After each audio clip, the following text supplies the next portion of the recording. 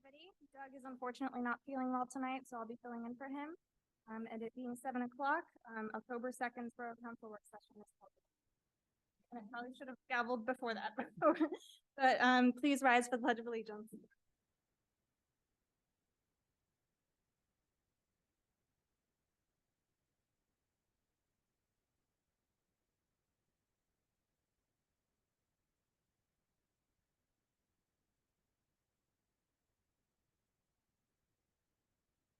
We'll do public comment. And we encourage all of those speaking to complete your comments within 3 minutes, stay on topic, present your comments in a spirit of cooperation, and be respectful to the institution of Borough Council and the public in your words, tone, and gesture. Please comply with any instructions I might give you during this. Oh, yes. Honey, can you do roll Sure, call? yeah, absolutely. Dorfler? Sprick? Here. Kakamo? Here. Ferraro? Curver? Norris? Zavala? Tofola? Here. Now, public comment.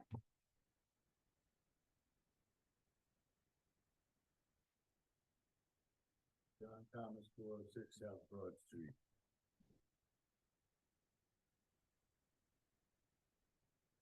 I'm an avid reader and I don't read nonfiction. There's an article in the Philadelphia paper the other day about parking. I think it's very relevant to this council and developers that are coming in here.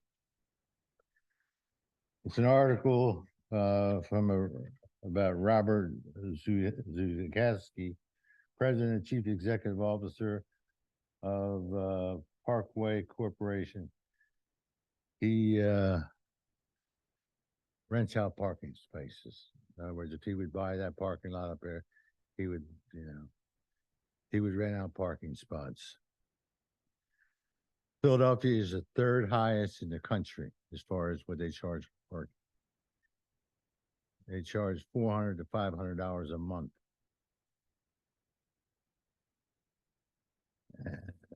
They are building more parking garages. This company is building for corporations and companies. It's something we got to think about doing with Genesis, the buildings uptown and everything.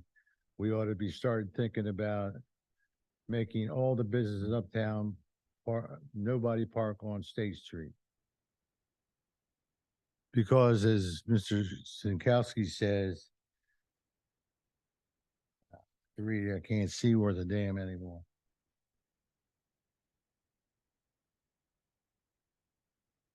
You take away all the convenient parking. No, I can't read with any of it. Hell no. Thank you anyway. Take away all the convenient parking in that area and you have a dead zone. And this is a very interesting article about it. And I think it's very important. If you cut down the number of parking spaces needed for development, a developer will naturally not build them because it costs him money. It cuts down on his profit. Says it right in here. And this is a man, and also Philadelphia parking is in here too.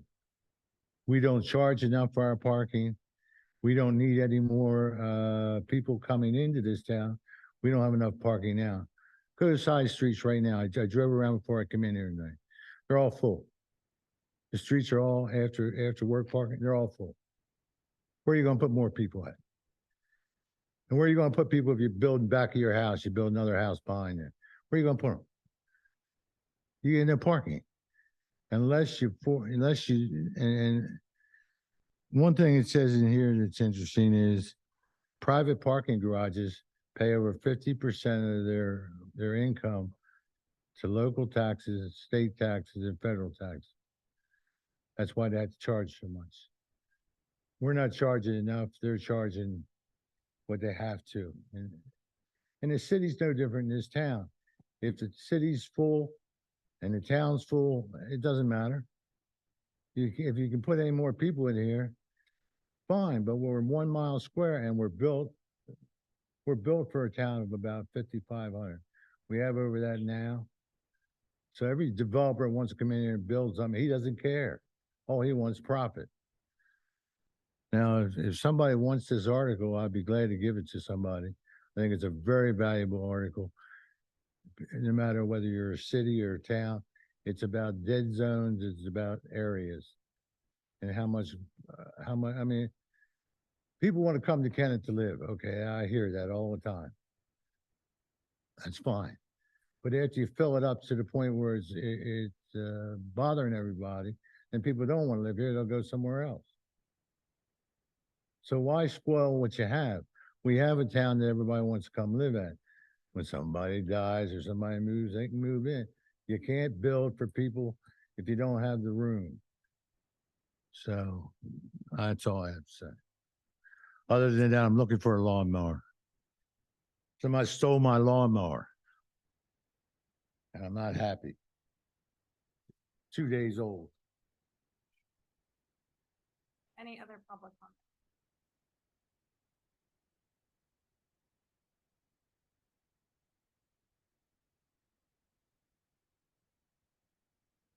Darla Watson, 523 Magnolia Street. Last time I was at the podium, it was said it was personal.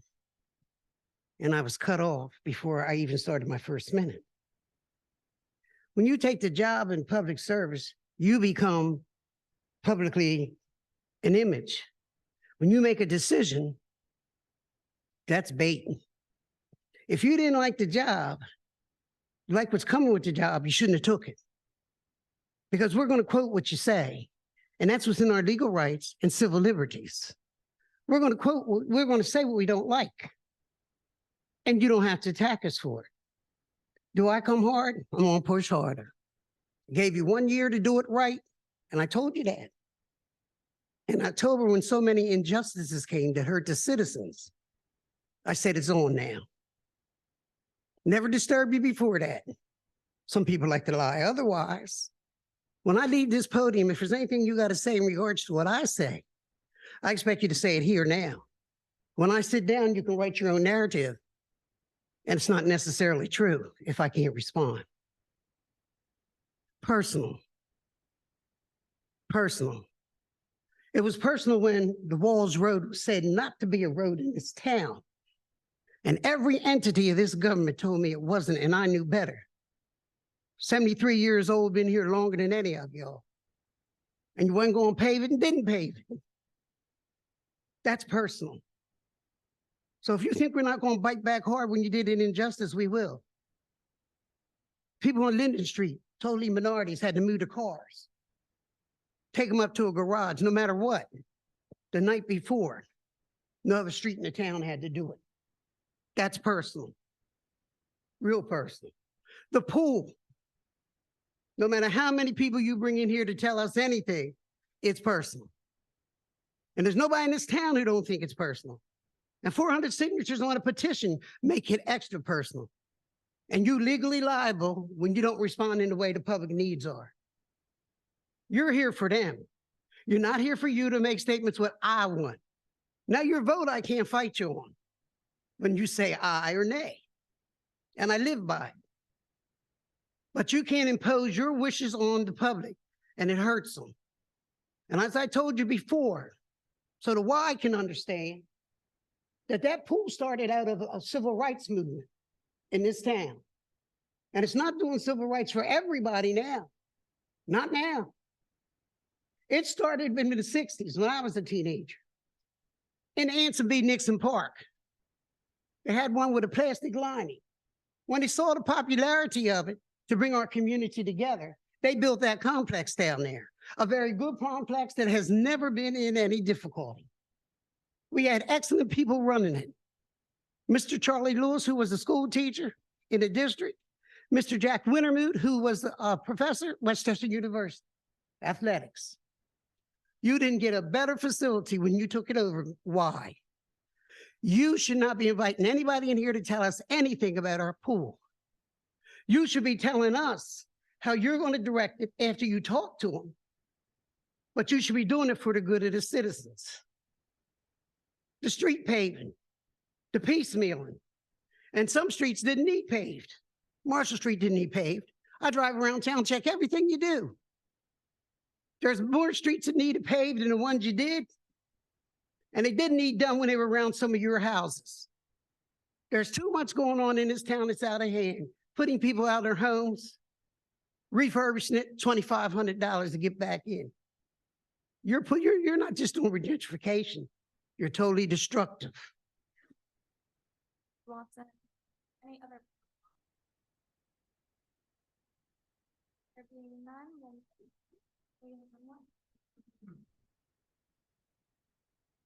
Good evening. Collis Townsend, I'm a library trustee. On your agenda tonight is consideration of Linda Carilla's application to become a library trustee. And I just want you to know the board has met with her and supports that application. Thank you. Thank you. Other comments?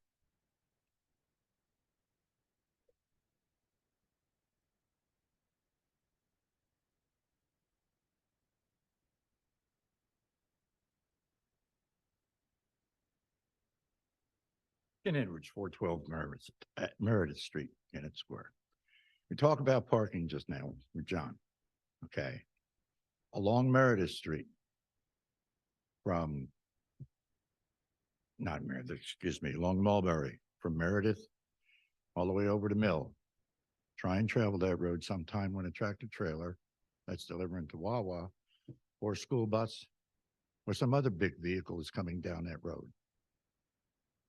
People are parking on both sides of the roads, and the ones parking along the fence are parking over the curb. But they're still obstructing the roadway. They're parked illegally for one. And there have been times when a school bus or a tractor trailer is coming towards me as I'm going that way to go to the store or go to a doctor's appointment or whatever. I have to back up until I can find a spot where I can move over and let them by. It's ridiculous. You can go by there any time of the day and you will find at least 6 vehicles parked illegally, like I said, with the tires over the curb along that fence. And then when the school's letting out, the people who don't want their kids to ride the bus will block up that street,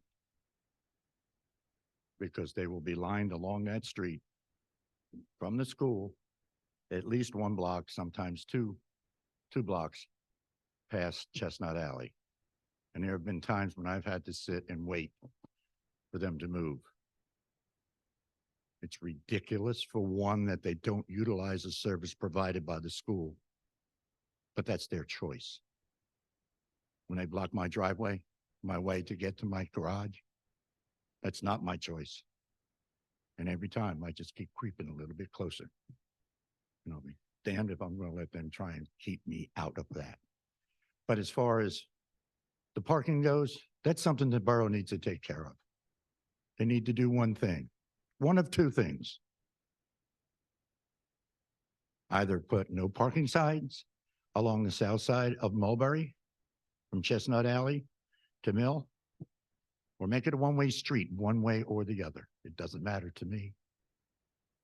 But it's getting ridiculous. And I've seen people almost have accidents because of that, and there are some people where I will be going by and they will race to get by me. And they've gone by me 25, 30 miles an hour.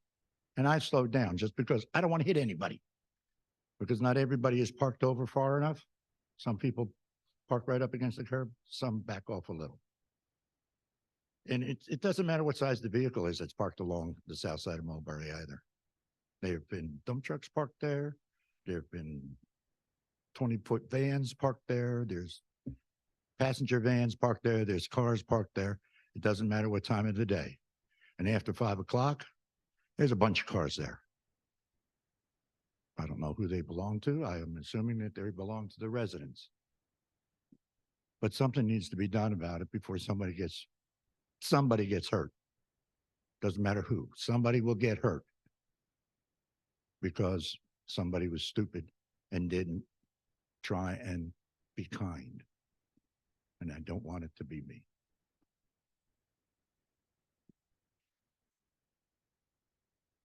Being none, we'll move on to report. Mr. Burnett. Sure, a few comments and a few updates. I'd be happy to connect you with someone from our team to watch the traffic and go through it and try to understand where you're coming from. So let's coordinate that after on Mulberry. In terms of the parking, we still need to do some more research on it, but anecdotally, we've seen some more use of the garage. Last year, we put in a pilot program to give a discount for people to park in the garage who live on State Street or work on State. And just anecdotally, there seems to be a lot of use of that. So that's the idea. So we'll get some more data and let you know how it's going. But the idea is push people to use the garage to keep State Street open for visitors and short time use. And then just a few updates here. So for one, we have our annual budget workshop. It's best to think of this as science fair in a way. Each of our different department heads will be here. You as a member can come up, ask them any questions, go through line by line, get all of your all your questions answered on our budget. That'll be November 6th at 5:30 p.m. That's the next Monday meeting. So be in the same room, come here before the meeting, and we can go through all of that in detail. Of course, as always, our budget will be posted online, and we're going to do the first workshop discussion of it this coming Wednesday at 7 p.m. Additionally, some good news. We received a $350,000 grant from Chester County to repave Willow Street, along with adding some pedestrian crossings there. So it should be a really good project, and obviously getting county support again is really significant. Just doing back of the envelope math, we've brought in about $5 or $5.5 million over the last 2 years in grants, which is about the same amount of money as we brought in from taxpayer revenue. So your tax bills, earned income tax. So it's just a credit to our team for basically doubling our revenue on that front. A credit to our public works team. We've now done 7 segments of road, with the Willow section to be the 8th. That's a really significant amount of, it's a really significant uptick in our work for this year. So really proud of them. And a thank you to Sunny for filling in tonight, acting as secretary. And for Myra serving as president tonight. And then the last piece is if we could get an update from Rob about general public works things from today. Thanks, everyone.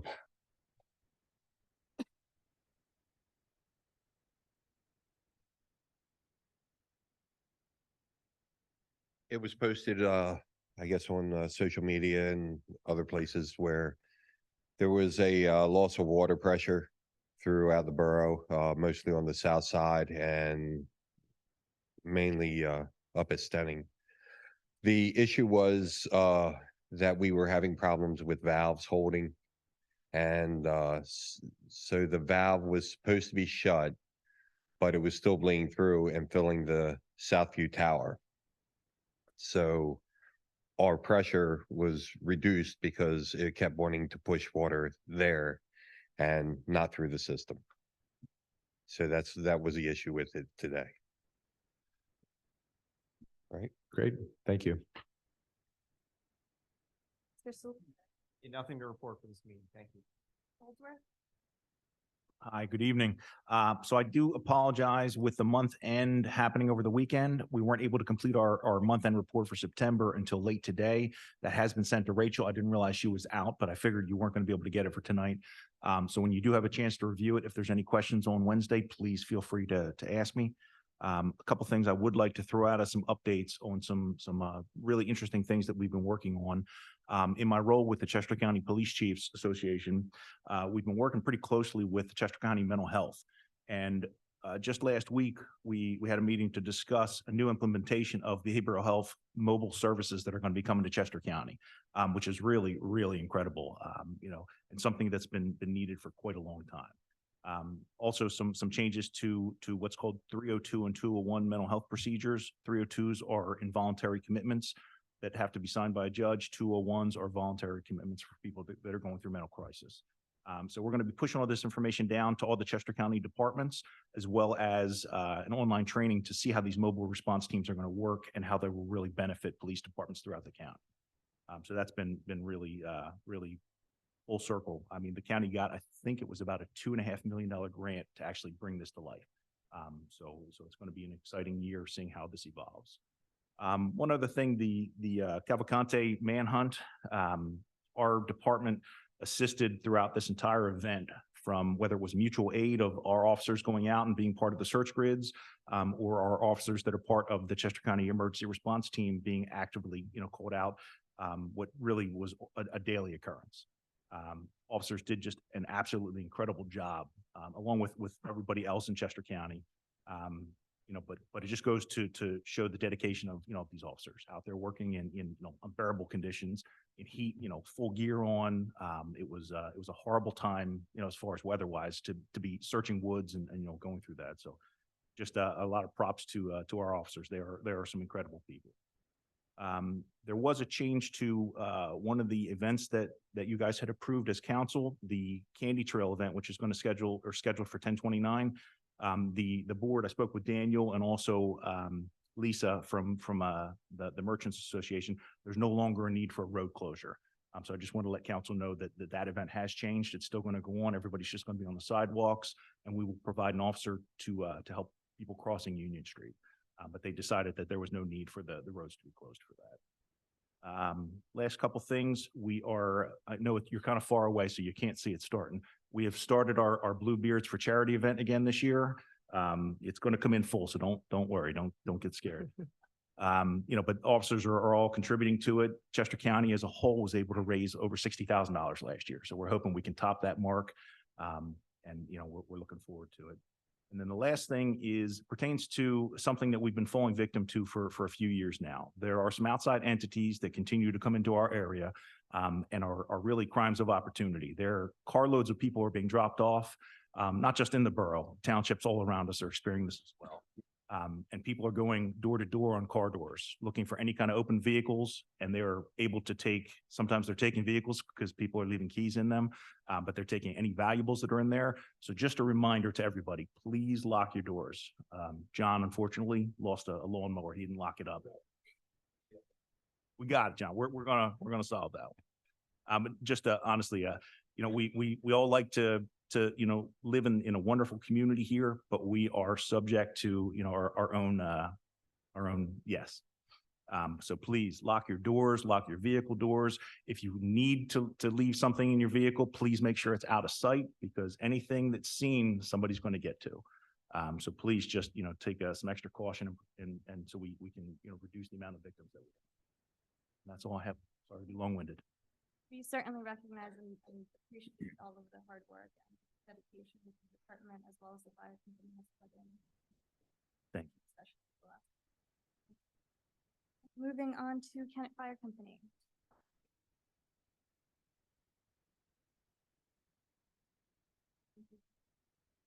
Committees, I'll start to my right. Anybody here? Thank you, Madam President. Finance Committee met last week, September 28th. Overall, in good shape, according to Nick and Logan, doing a great job, kind of keeping us there year to date through August. Looks good. Earned income tax is solid. Our insurance liability costs are up. Cybersecurity rates may be down next year. And we have an estimate that we may have a surplus of about $200,000 in our general fund for the year at year end. That's our best estimate right now. The vast majority of that meeting last week was spent reviewing in detail the 2024 draft budgets that will be shared with everyone on Wednesday evening as well. Also like to give a brief overview on the fire and EMS situation. I think most folks know there's a small task force made up of our mayor, our manager Kyle, council president Dorfler, councilperson Ferreira, Chief Holdsworth, and myself, and we've been meeting at least twice a week since July. Our objective has really been to maintain the quality of service that we receive currently from our fire and EMS services, but to see if we could do them in a more cost-effective way, or what's the most cost-effective way that we could do them in. After exploring a number of options, the working group believes that it's in our best option to maintain the relationship that we actually currently have through the commission with the providers that we currently use for fire and EMS services. We'll share what the details of that looks like in our draft budget when we share that on Wednesday. So just very brief update. Thank you. Yeah, we met to discuss some updates to the personnel manual. This has been probably a 6-month effort. Really, it's an important change, but it's not overly exciting. Basically trying to take the policy back to what it needs to be to limit our liability as a borough. So that'll go out to council as a draft here in the next week or so, and a vote in November. And then we also discussed more so just how to retain employees and how do we kind of build the culture that we want to have here. So that was a good chunk of it.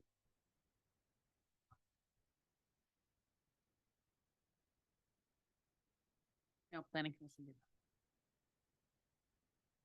So, with all the reports, done for tonight, we'll move on to our first discussion item, which is the YMCA update with Bertram Lawson, CEO, and Nick Revere, Executive Director. I open that up to you. Sure. Well, I'll then turn it off to YMCA. You want to come up and speak? Good evening. First and foremost, thank you. I'm Nick Legier. I'm the Executive Director at the Kennett YMCA, and joining me is Bertram Lawson, our President and CEO. Bertram's newer in his role. He's joined us from a vast YMCA experience and has been with us for the last 2 months. So we had the opportunity to speak with Mayor Fedek about a month ago and wanted to give the council an update on kind of where we are with the outdoor pool. And I thought it'd be helpful to share some history, where we are and where we would like to go. So to start, the Y and the Borough partnered in 2001 for the Y to operate the Kennett Community Outdoor Pool. And one of the first things that the Y did, we invested about $500,000 to get the infrastructure for that pool operational. And then through about the last 20 years or so, we've put in an additional close to $900,000 in expense to maintain that property. Over the years, what we've seen is the membership and the usage of that facility decline. And the challenge that brings with us, it's very expensive, as I'm sure you're all aware, to operate a pool. And as our revenues decline, our ability to provide that service becomes challenging. Fast forward to COVID, our operating budget went from 7.5 million down to 3.7 in a matter of months. So we had to pull many levers to make sure that we are able to sustain our operations as a whole and to continue serving the community. So one of the decisions we made at that point was to suspend the pool operations to get us through that COVID year. Fast forward, our budget is coming back. So we were a $7.5 million operation, and we're forecasting to end this year at a $6.3 million operation. So still about $1 million off of where we previously were. And with that creates challenges to continue the operation. So we had to look at the operating model of how we were operating that pool, and with a lot of other considerations, staff shortages, the update on maintenance that is needed, created the situation that we're currently in. We hear the community loud and clear. We know we want that pool to come back to what it was. And we are definitely committed to that, but it's going to take some time for us to model and to come up with a couple different scenarios on what that could look like. And would certainly be looking towards the community, the borough, to partner on that, to help us with whether it's funding, it's supporting to get some more workforce there. But I think it does need to be a partnership in order for us to move forward. So I don't have an answer right now of what it could look like. We are certainly working on that. And I would imagine we can have a follow-up conversation here in the next couple of weeks once we determine what we can do or what we'd like to do, and carry the conversation from there. Bertram, anything else to add?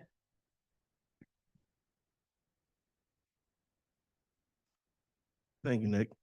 So good evening. Thank you for the opportunity to have a chance to speak with you all. So as Nick stated, we are evaluating all our options. We have about 3 that we're looking at. We are in the midst of our budget season as well. And as the new president and CEO, I'm evaluating the entire organization, which covers all of Chester County, and figuring out what levers we can actually pull. I'm having discussions with our board of directors as well of how we can release certain funds that we may have to support innovative activity and also maintain services that we have been providing to the community for a duration of time. So all of those things are under consideration. So to Nick's point, we don't have a finalized answer, but we wanted to come in front of you all today just to let you all know that we are in the midst of identifying ways to support this particular effort and initiative, and also ensure that the people of Kennett get the services that they're asking for, and we're hoping that we can do it in partnership. That I'll open it up to council discussion. Can you share, thank you, gentlemen, appreciate it. Can you share what those 3 options are, or at least tease us a little bit in terms of where you're going? Yeah, so we're looking at everything. We're looking at options of what I would say the community remembers the pool as 7 days a week, having all the pools operating. That's one of the options we're looking at right now. I'll share, there's a lot of infrastructure costs. So we did that initial close to $1.5 million renovation. There's some significant costs that we need to encounter if we want all 3 pools open. So this past summer, we had the main pool open, the big pool. We had the middle pool. We actually closed that middle pool halfway through the season because there's some infrastructure issues there. So in order for us to get the baby pool and the middle pool open, it's gonna take some effort. So that's one scenario. We're looking at expanding on what we currently were offering. So this past year, we were open on the weekends for the community. So we're looking at, well, what if we could do maybe like a Monday through Friday with some abbreviated hours on Saturday, Sunday too. So we'd still have a 7-day operation, but the hours might look a little bit different from what they used to do. And then we're looking at, do we keep it the same how it is right now? And we hear the community, we want more. So again, though, it is an option that we're looking at. Can you share the financials, both the operating, the P&L on the pool, as well as the capital investments that you've made on the pool? Yeah, we can certainly, I don't have it with me tonight, but we can certainly look at that. And then we are currently getting numbers for the work that's going to need to be done to get those other 2 pools back to operations. I guess as with most things, it usually comes down to cost and budgets and affordability.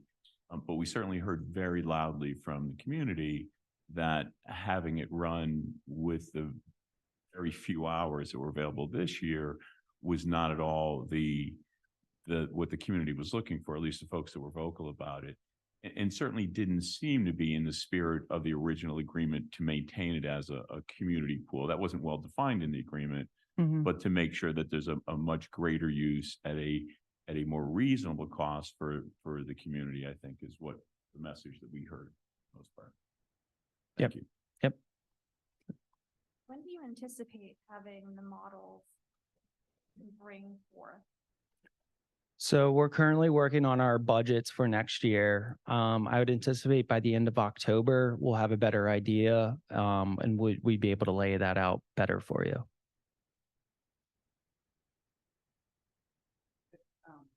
Borough residents with plans about making it affordable for families, and the per person cost that was given for the season did work within most families' budgets who would be utilizing that.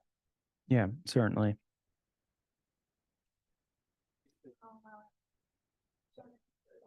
if it was the decision of council between now and the beginning of next season to cut ties with the YMCA, cut that relationship and take control back from the YMCA of the pool, is that something that the Y will be, you know, not necessarily amenable to, but accept? If say and we I could add something. weren't terribly pleased with the three models that were suggested. And- Our view on that. Like with anything, when you have a lease or a contract, the main owner has the opportunity to do so. We would hope that there's time given to discuss those things and allow us an opportunity to present what we can do moving forward. But from a standpoint of if the borough says that you want your property back, it's your property at the end of the day. We would not want you to go down that route, but at the end of the day, it is your property.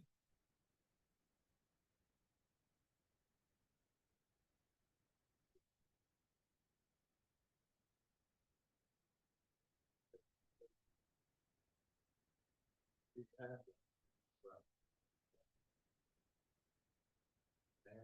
don't know where you got your facts about putting money into it.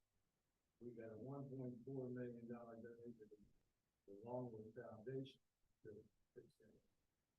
Why didn't you put any money? So I don't know where you got your facts from.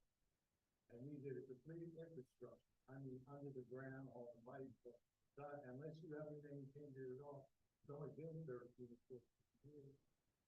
I mean, we redid everything.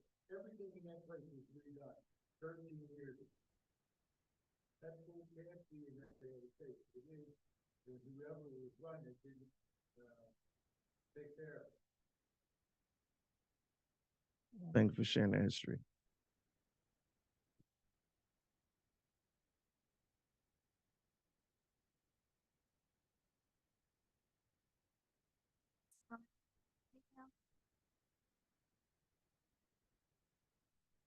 With that, we'll move on to boards and commissions, and the first thing is to consider the library appointment, library board appointment, Brenda Carrillo. Yeah, so you've all received her application.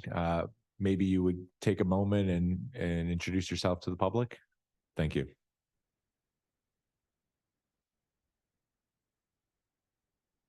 Hi for me. Okay, hi everyone. My name is Linda Carrillo.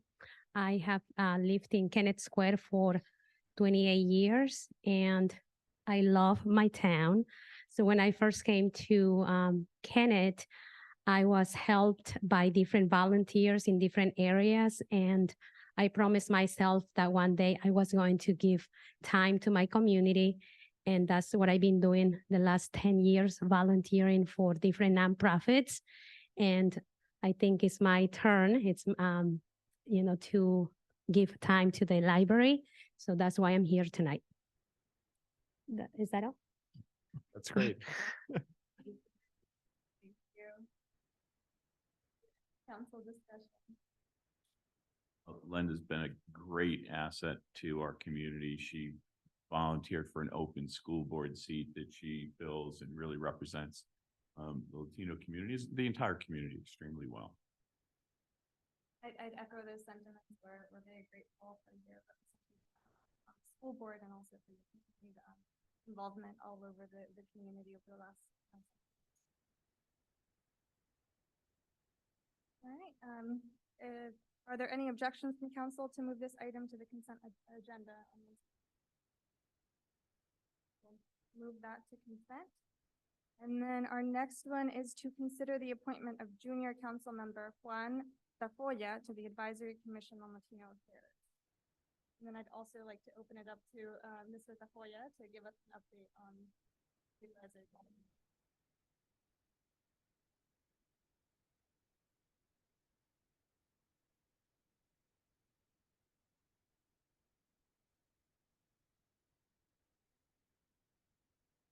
I am Jorge Lucchini.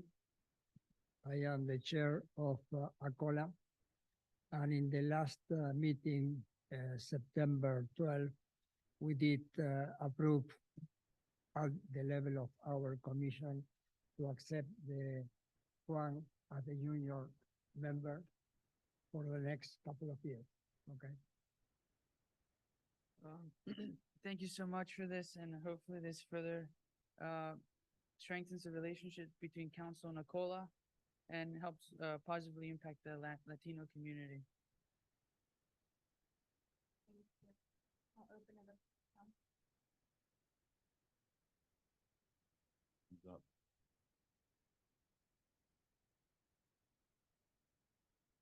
Juan, did you want to give an update on Cola? Not right now. Okay. Okay, well, I personally met with the head consulate of the Mexican consulate in Philadelphia. He talked about further strengthening relationships between the borough and the Mexican consulate in terms of having a mobile consulate. So they bring their office of a mobile office here for a day, and they help renew Mexican people's documents. And it's a benefit to having set a place here for a day, because the majority of the people can't drive all the way to Philly. It's like an hour away. So it's much easier for someone to walk down here and do their passport. So I talked to Kyle, and we're gonna use that to have it happen probably in the next year. thank you. It's a really valuable opportunity, and I know that we've said this several meetings back, but we also really appreciate your contribution to council, bring a diverse perspective. Not only because of your Latino background, but also we appreciate having young voices. Again, thank you. I think this will be really positive, and a really positive move forward. So, any objections from council to moving this to consent? Thank you. So with that, we'll move on to police department, and it's, the item, discussion is to consider the approval of a statewide local share assessment, Commonwealth Financing Authority, grant application and resolution to be used for the purchase and installation of audio video security camera systems for the police department in Borough. Ms. Holder? So what you have before you is a staff report. There is PA statewide local share account plan. An opportunity available to the DCED and the local share distribution of gaming revenues throughout the Commonwealth financing projects of public interest. What we are going to submit forward through this is a grant application of approximately $32,400 to purchase and install audio video security and interviewing equipment needed for the police department space, and also for the areas around us. What we're asking is that part of the grant requires a resolution from council authorizing the grant submission, and to approve the signers who will be required to facilitate this. There is no match for this grant, so there's no negative. So I would ask that council approve the grant submission and the resolution. Council discussion.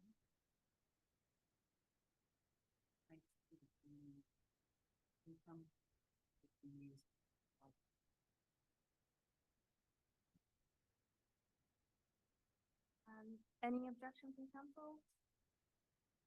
That, we'll move it to the consent agenda. And our next item is to consider contract for phase 1 of the Willow Street project. Yeah, so I'll hand this off to Rob. If you could just speak into the mic up here. Rob will walk through this contract. It's with Chester County to accept the grant that we were awarded. Of note, this was awarded late last week, and Rob and his team have a contract for us here on Monday. I need to withdraw the contract. Okay. The contractor actually backed out. They wanted to close down State Street completely to do the work, and I wouldn't allow it. So they backed out of it. But I would like to talk about the project because it's done with the grant money, if you don't mind. The project encompasses the rebuild of the speed hump that we have there into a speed table that is for speed control and also access, ADA access for street crossing.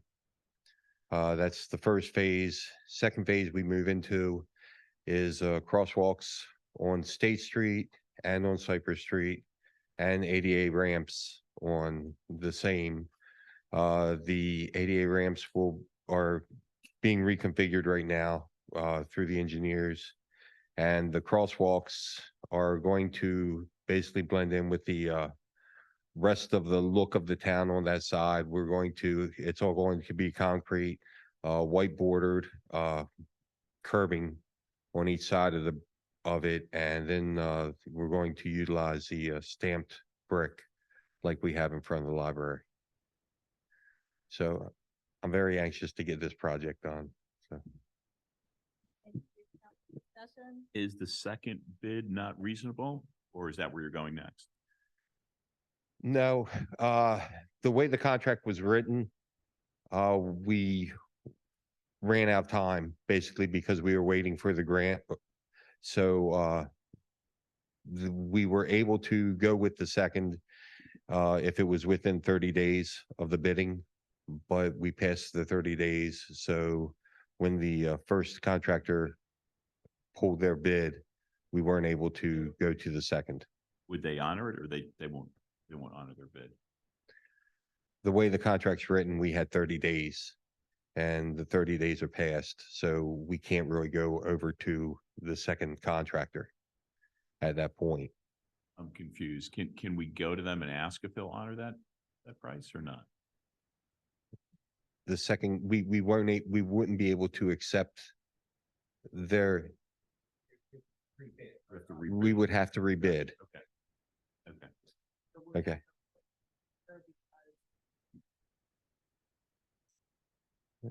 The advertisement actually is going to hit the paper on Wednesday. And we're going to, shorten up the bid period. We'll reach out to some of the, contractors in the area to make sure that the bid is in front of them. And, hopefully we can get moving. We're only putting it out to bid for 10 days. That's our minimum. And, hopefully I can get turned around.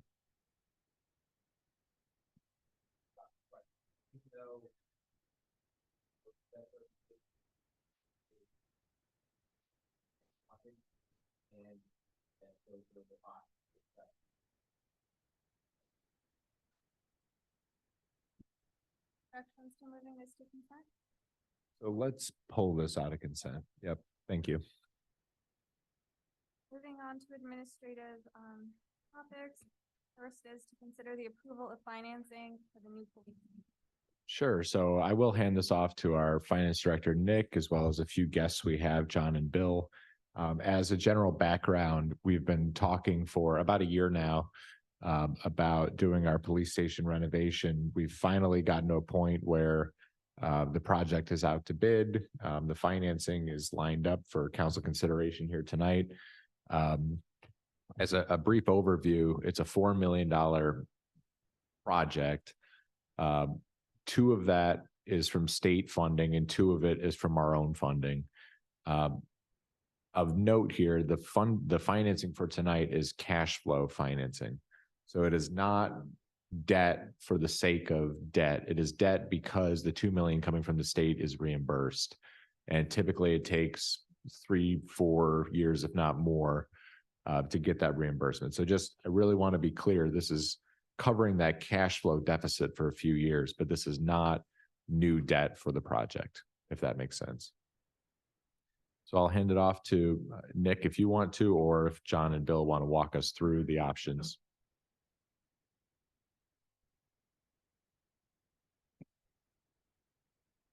Just have the gentleman go through the essentially the results of the bid process and give some details about the numbers. Good evening. I'm John Hewlett with RBC Capital Markets. Actually filling in for my colleague this evening, Brian Bradley. He apologizes. He's not able to make it tonight, but I'm going to do my best. So basically, just as a little bit of background on the capital loan proposals, in late June, the borough authorized the administration and the working group to start the process working on loan financing to fund renovations to the police station in the approximate amount of $3.95 million, as well as renovations to the to Birch Street in the amount of just under $2 million. In late July, RBC issued a request for proposals to several banks. The RFP requested tax exempt, bank qualified, fixed interest rate for a $6 million loan with a 15-year amortization. And as Kyle pointed out, we don't anticipate the loan being outstanding nearly that long, but in order to get it through DCD, we have to establish some maximum parameters as far as debt service repayments goes. So it was bid out with a 15-year amortization. In addition, there was also a requirement that the loan could be prepaid at any time with no prepayment penalty or any make-whole provisions. That way, when the funding is received, grant funding, we're able to prepay that loan at that time. At the end of August, 3 bids were received: TD Bank, S&T Bank, and from the Delaware Valley Regional Finance Authority, also known as DelVal.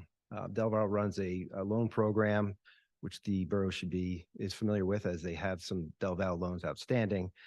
Basically, DelVal has about $1 billion in loans outstanding to approximately 115 local municipalities in Pennsylvania. The interest rate quotes were as follows. TD Bank came in with a quote of 4.69%. S&T came in with a quote of 4.25%. And DelVal came in with a quote of 3.70%. The loan would be structured initially as an interest-only loan. There would be no principal amortizing in the first few years, obviously, as the expectation would be to prepay the loan prior to any amortization once grant funding is received.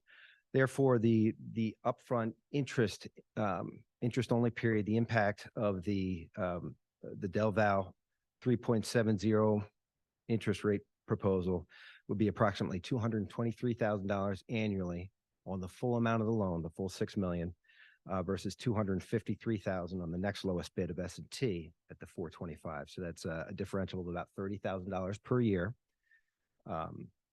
Since the proposals were received in August, the numbers were updated to account for additional sources of funds. And the total amount of the additional sources is approximately $2.4 million. So the proposed borrowing amount would actually be closer to $3.6 million as opposed to the full project amounts of the $6 million. So with that, over the course of the last month, since proposals were received, interest rates are up. The 2 and 3 year treasury rates are up, approximately 25 basis points. So Brian actually went back to DelVal late last week. They revised their quote, and it currently stands at a 3.87%, which is still well below the cover bid. At the revised 3.87% rate on a revised loan amount of approximately $3.6 million, the initial interest cost or interest carry of the debt would be approximately $140,000. Assuming the borough decides to move forward with the DelVal option, the timing would largely be determined by the DCED approval process and by a debt ordinance that would be ready to go by the November meeting. Yeah, I mean, obviously, sorry. Yeah, sure. Bill Benzing, bond counsel for you guys. Nick and Kyle would work with DelVal if that was the choice on developing a financing schedule that would meet all the timetables of state filings, closing, things like that. And that's usually, 1 to 2 months of time. So.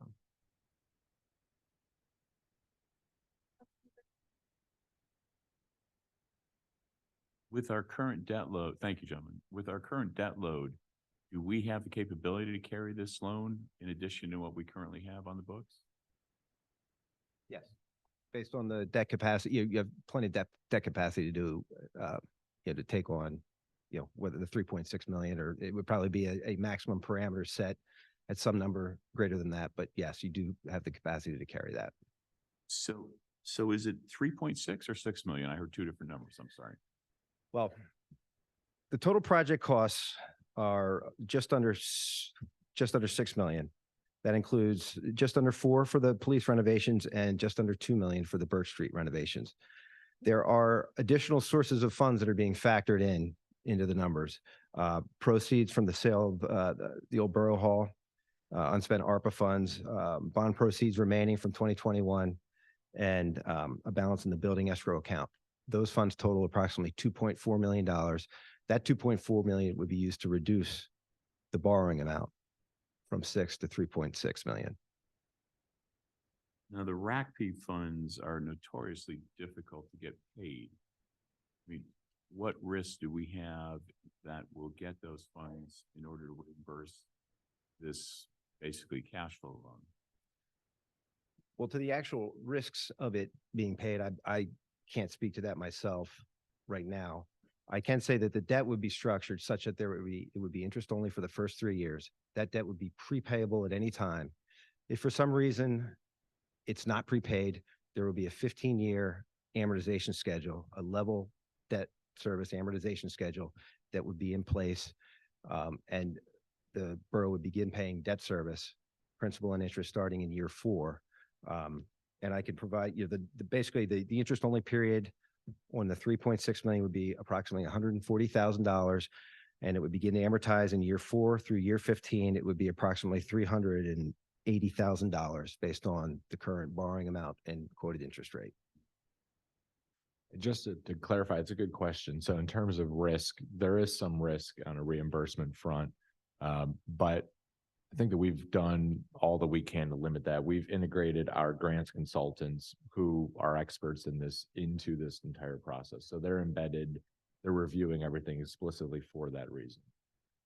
So we have the 2 million in hand now, right? It's $4 million project. We have the 2 million in hand from the purchase of this building when the town floated the bond, right?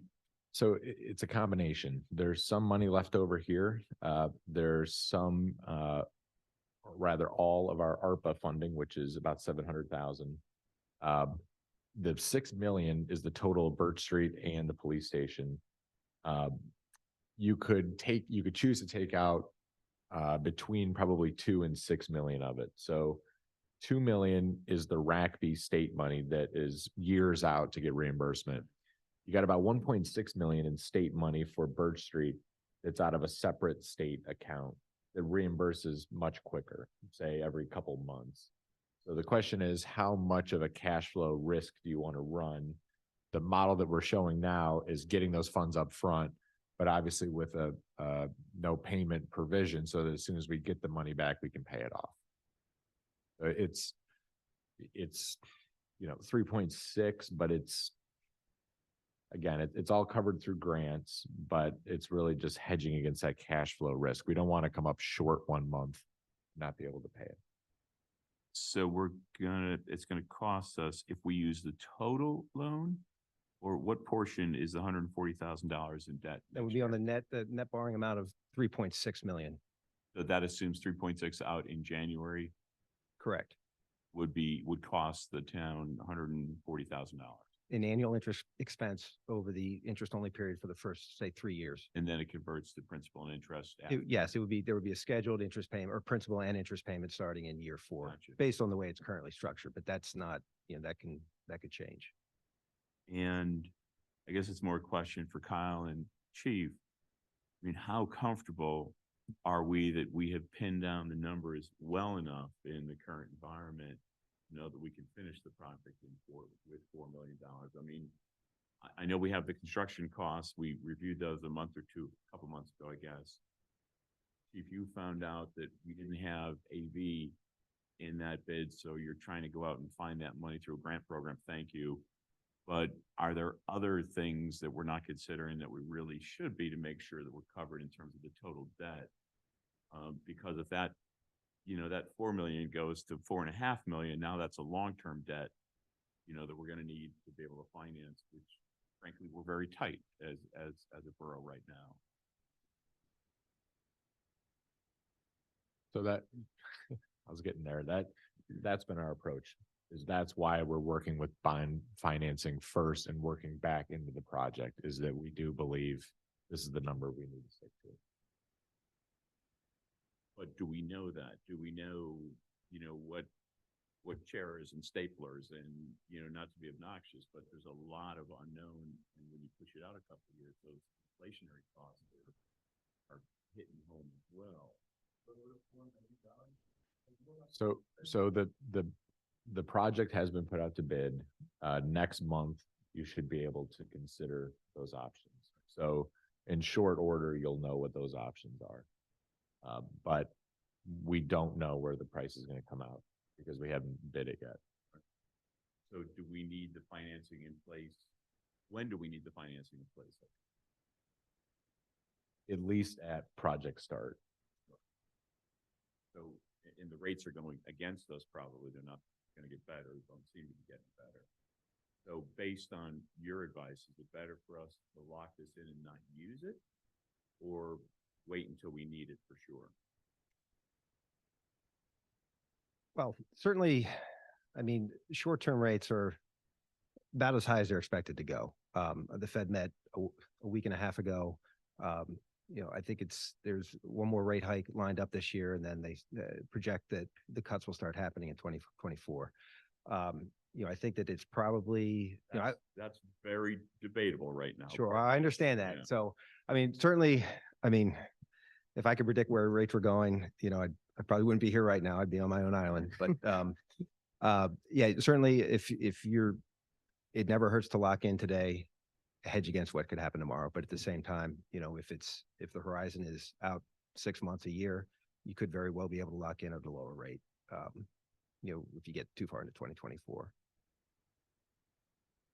So if we lock in now and we don't use the money for 6 months, 9 months, is there any cost to hold that commitment?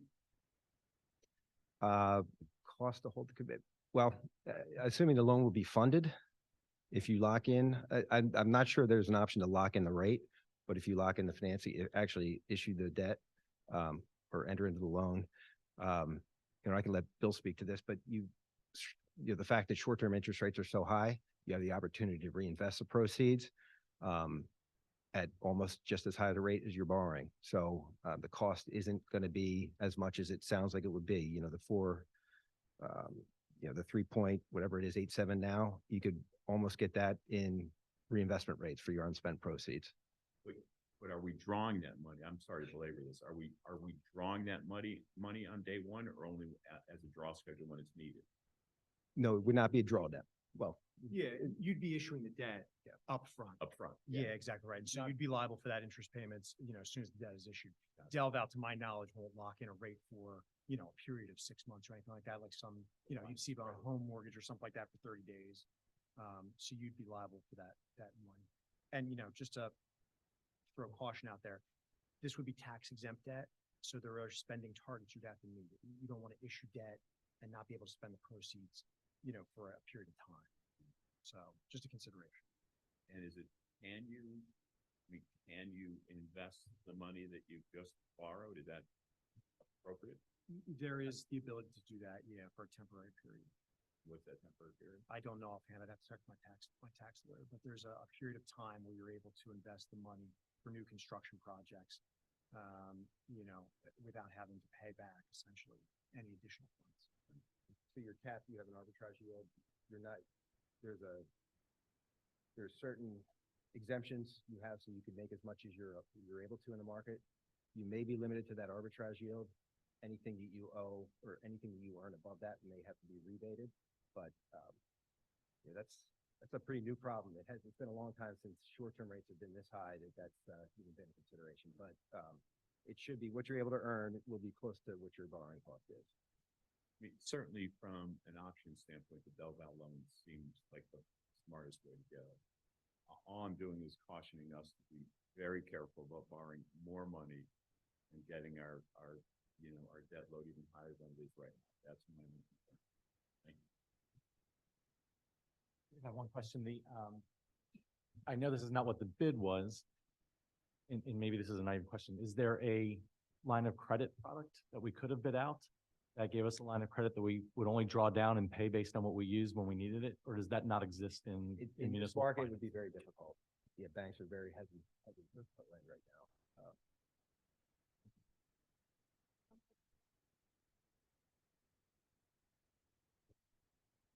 Thank you. Thank you. This brings us to consider the approval of retroactive letter of support for the Tenant Sales Alliance application for a Brandywine Greenway mini grant program to develop a conceptual master plan for the 47 acre township. Yeah, the description largely says it all. So I appreciate that. The gist is this is another opportunity that came to us with I forget if it was a 2 or 3 day window to get it out. We sent it out. We appreciate council, allowing us to do that. This is our parish property. We own it. It's in Kennet Township. There's a grant opportunity to do a master plan for it. So this is a letter of support for that. Perhaps a silly question, but it's the borough's property in the township. Do we need any guarantee that the borough will be able to use this land in perpetuity? Could the township ever say, for whatever reason, no, not today? It depends on what we'd want to use it for. If we're using it for municipal or governmental purposes, there is going to sound bad and get people riled up. There are typically provisions in zoning ordinances that say municipalities are exempt from their own ordinances, and we'd be in the same boat with respect to Kennet Township. For recreation, I mean, it's in. Recreation, yep. Is there any way they could say, close the gate, you can't come in here? So we stand in the same shoes as any individual property owner. To the extent we're continuing the use we've made of that property, time immemorial, we have the legal right to continue. Thank you. So, any objections? And I think our final item for tonight is the approval of bills paid.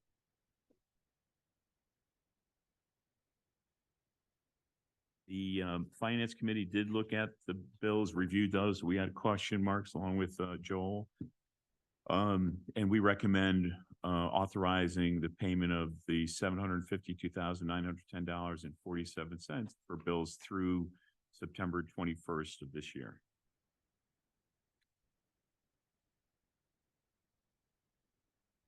That's going to move their consent.